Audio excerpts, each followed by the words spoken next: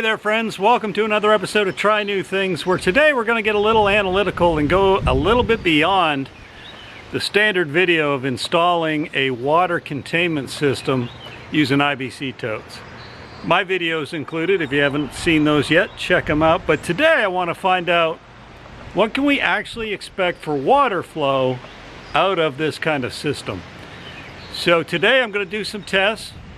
Just using gravity to see what my flow rate is out of 3 full 300-gallon tanks. And then I went ahead and I purchased a booster pump because I think I'm going to need it, but if I don't, maybe I'll return it. But let's see first of all what kind of flow we can get strictly from gravity through a garden hose. So here is my garden hose nozzle that I will be connecting to. But what I'm going to do, it's one thing to use gravity, it's another to push that water through a hose. So I've dragged my little hose cart out here, and I'm going to hook it up to the system, reel out that hose, and test what my flow rate is given all the friction through that much line. So let me get that hooked up, and then we'll do our little test.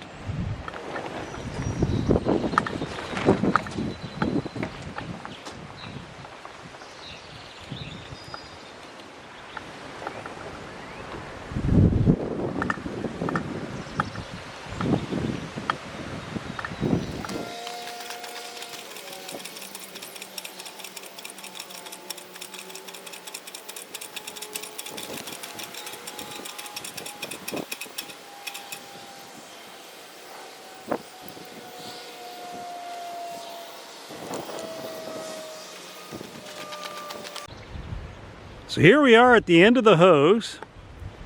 You can see I unrolled all the way from the barn up there, 150 feet of garden hose.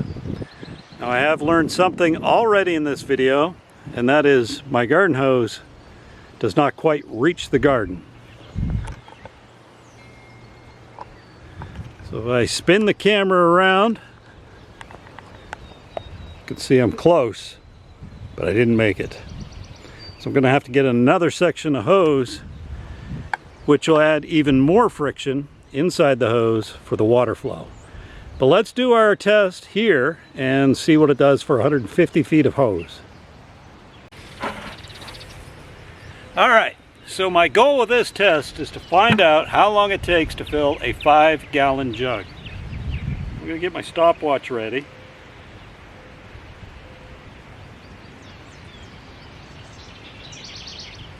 And I'll start the flow, and then I'll pinch it off once it's all the way open.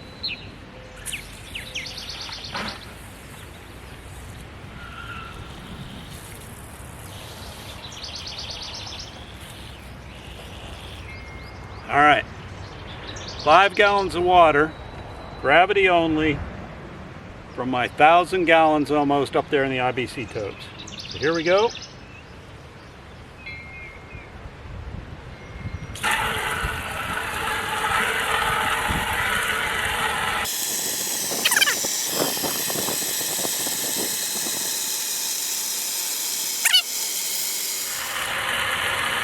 It's actually more flow than I thought I would have, but not terribly impressive.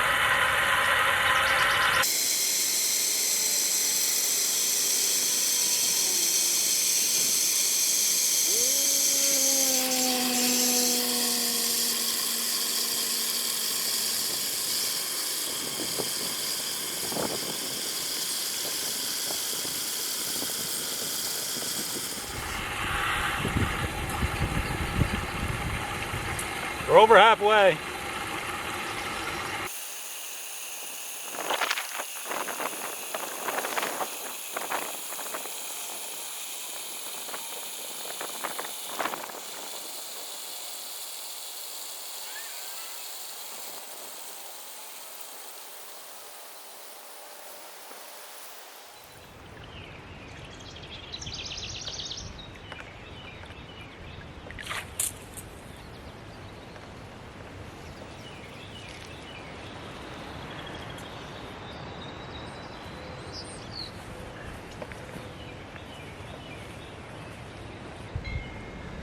So our 5-gallon bucket is now full. And hopefully you can see that. 4.54 minutes. So basically, 1 gallon per minute exactly is what I'm getting down here at the garden after running through 150 feet of hose. So I think my initial impressions that I'm going to need a booster pump have come true. I'm going to want more than 1 gallon per minute flow rate to water the garden. So let's go back up to the top of the hill, get the booster pump out, get it set up, and we'll run this test again once it's all installed and see if we've made an improvement. But first of all, I don't want to waste that water, so I'm going to go pour it on some potato plants. So here's the booster pump I opted to go with. I got mine at Harbor Freight. It's a 1 horsepower, non-submersible sprinkler pump with durable stainless steel housing. Now it says it'll do 1,075 gallons per hour, which would be about 1,015 gallons an hour more than I'm currently getting out of the hose. But that doesn't mean with 200 feet of hose on it, we'll get 1,000. But let's go ahead and get this hooked up and see what it does. Now yesterday I was out here and I had a little bit of time, so underneath of the IBC totes, here's the 3 IBC totes, I built this little platform deck, and that's where I intend to install the water pump. Keep it out of the elements a little bit, but it's tricky working in there. Guy my size trying to get in and out, so I'll save you from watching the indignity. I'll go ahead and get it installed, and then we'll pick up from there. Well, these kind of plumbing projects get me every time. So my hose is male on one end, female on the other, and I need female to female. So 1 hour round trip, which you won't see, off to the hardware store to get a piece I need so I can finish this job. All right, I'm back. Did you miss me while I was gone? I got the parts I needed. I got them hooked up. Let me show you the setup, and then we'll go try the test again. So the green hose is our inlet, and it feeds into the front of the pump. And then out of the pump, the black hose connects to my reel, which connects to my 150 feet of garden hose. Now I did take advantage of being away to pick up another 100 feet, but to make the test the same, we're going to use the same 150 foot of garden hose and see what our fill rate's going to be this time. All right, I got my stopwatch ready. We're going to do this test the exact same as we did last time. We'll get the full flow going, start the clock, put it in the bucket.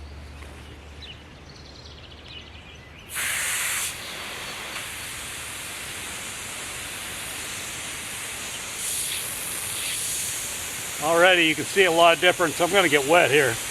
Here we go, starting the clock. Ah!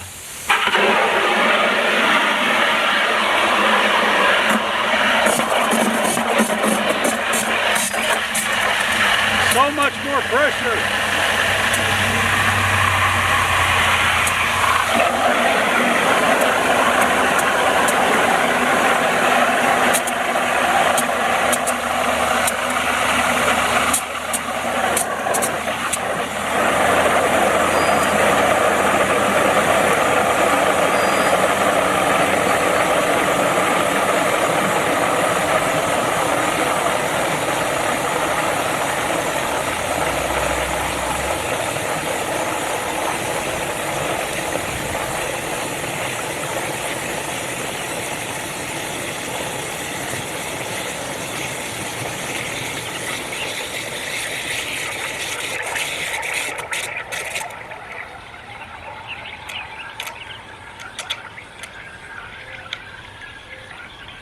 Almost full.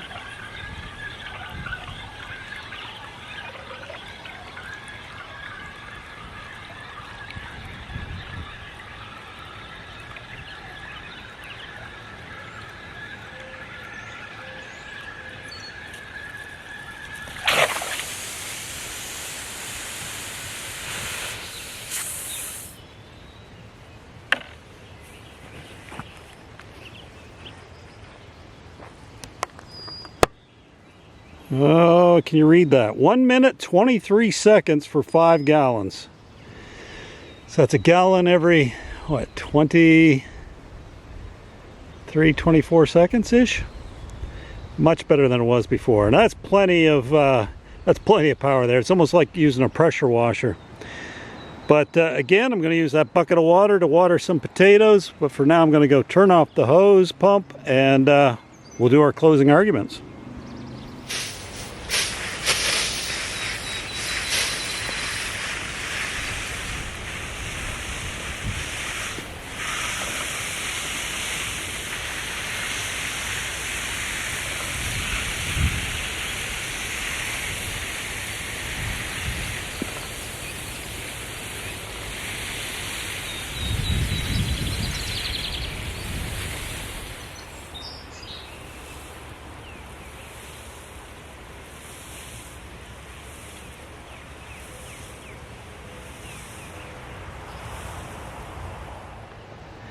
Well, that was definitely a worthwhile project. Hopefully you agree. I think my foresight was right, that I was going to need a booster pump. It's not the output that's rated, but that's probably rated for a much bigger hose than a 5/8 garden hose.